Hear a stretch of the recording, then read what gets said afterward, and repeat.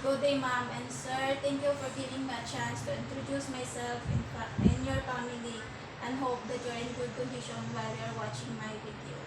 I am Marjorie Madera, 35 years old. I took Bachelor of Elementary Education in West Visayas State University, Haniway Campus. I experienced work in Hong Kong for 3 years with 2 adult and 1 children, and the children is 10 years old. My main duties and responsibilities is ironing, washing clothes, cooking, and marketing. How many helpers in your employer's house? I'm the only helper in my employer's house. Do you have experience taking care of the newborn baby? Yes, I have experience taking care of newborn baby. How about children? Do you have any experience? Yes, I have experience. What if the child is naughty? What are you going to do? I will be polite to them and treat them like my own children. Are you capable enough in storing children?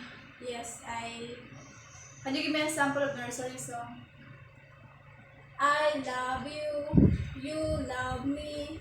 We will happy family with a great big hug and a kiss for me and you. Won't you say you love me too? Are you willing to care of an invalid or elderly person? Yes, I am.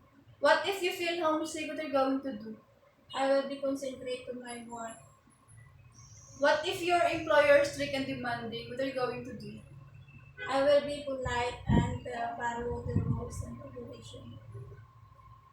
If you have misunderstanding with your employer, what are you going to do?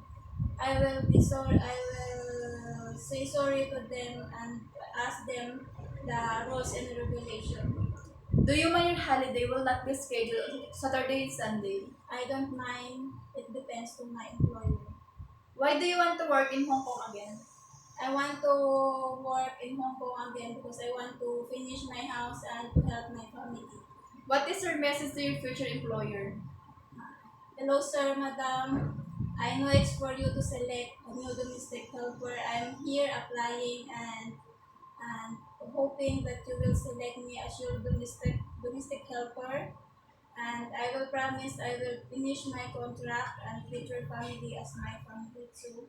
And thank you and hope to see you soon.